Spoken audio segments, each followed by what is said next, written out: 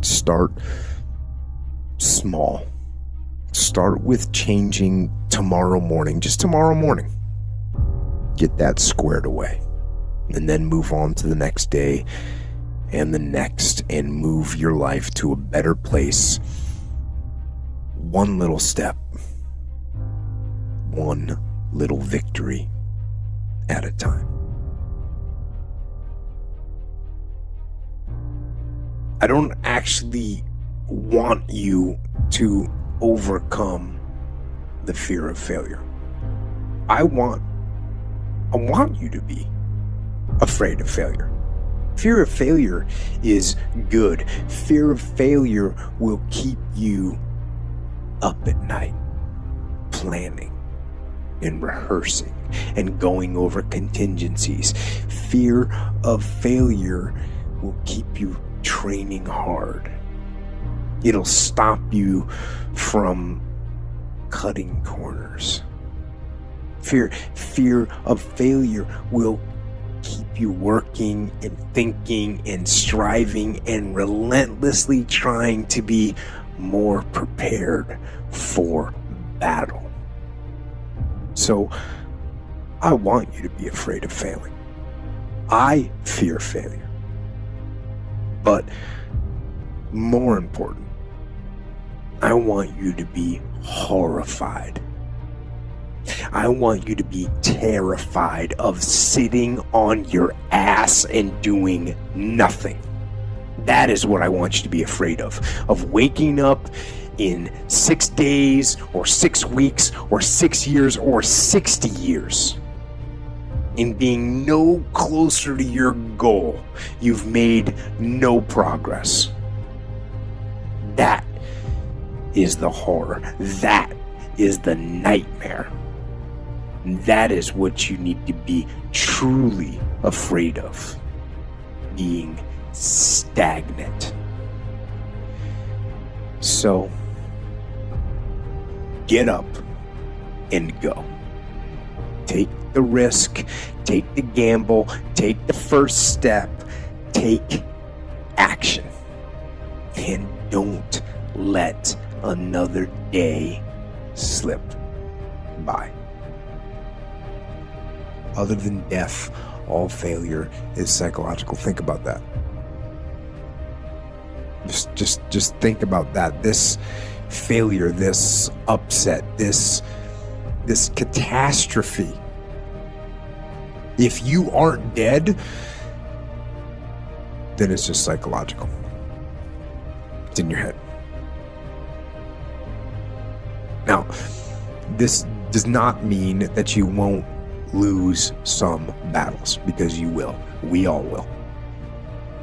But it does mean that as long as you don't surrender, as long as you don't give up, as long as you don't quit, then you haven't failed. It just means you've made a temporary tactical retreat. It means you've made a brief withdrawal so that you can regroup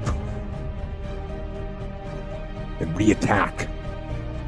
So, as far as I'm concerned, if you get beat, unless you're dead, you are not defeated. And you have not failed. What you've done is you've learned. You've gained experience. It's about being driven almost to the point where you're obsessed. Because when you get to that point of being driven and possibly obsessed, you no longer care if it's 30 degrees outside. That wind chill hits your face, you feel it, you might go back inside, but to get more clothes on to go outside. So you have to find that passion, that purpose of your life. It's different for everybody. It's 11 degrees out here right now, and I'm about to go running. Like I always tell people, I can't stand, I hate it. It's 11 degrees. What's fun about running in 11 degree weather?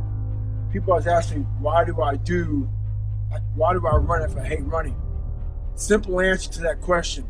I wanted to be a Navy SEAL, and to be a Navy SEAL, you have to run. So things you want in life is not designed just for me.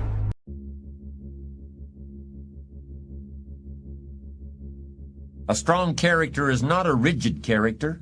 In fact, exactly the opposite is true. Although it's important to be firm when you know something is right and to maintain that right position even when the crowd is going against you and wants to put you down, it's also important for a person to remember that no person is God.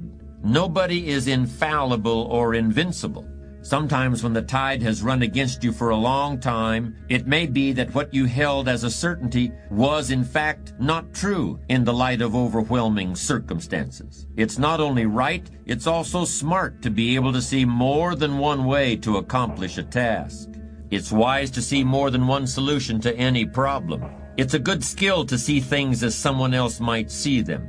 Because when the plan that served you so well for so long doesn't work anymore, then it's time to find another way. It's time to bend. It's time to move on, to change, to compromise, to talk.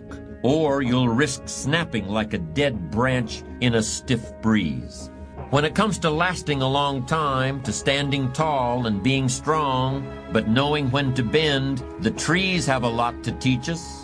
I don't know if you have ever had first-hand experience of the tremendous destructive power of tropical force storms. I've experienced a hurricane and had a chance to witness close-up and personal what a combination of wind and water can do to everything that stands in its path. The rain fell so long and hard that it completely soaked the ground and loosened the roots of even the tallest trees. At the same time, the wind blew with such force that century-old trees, tall and hard and strong, were blown over like so many toy soldiers standing on parade knocked down by a toddler at play. However, the enormous willows, some standing tall as a house and covering what would be an entire lot in some parts of the city, lithe and flexible, and bending and bowing gracefully to the slightest breeze or to the mightiest gust, weathered the heavy blows of the storm. They were almost the only large objects left standing after the air had cleared. Not only were tall trees and power poles and seawalls crushed by the storm, houses built to stand up under normal circumstances collapsed and their roofs were carried off in one piece and blown clear into the next county. Everything that tried to oppose the storm's fury was damaged or destroyed. Everything that gave way, that was strong yet flexible, survived. Maybe some of you remember playing the game of scissors, stone, and paper when you were kids. This game teaches a child to think about the nature of materials, how something can be strong or appropriate in one situation and yet be the wrong tool, a losing proposition in another. It also teaches a child to vary his approach, to be flexible, so that his opponent can't anticipate what he's going to do, and recognize that even as you are trying to outsmart the other guy is also trying to outsmart you. That's why all our best-laid plans do sometimes go astray. It's entirely possible and even likely that nothing will ever turn out as we expect. And so no matter how much we prepare for one turn of fate, something will sneak up from the blind side when we're least expecting to be interrupted.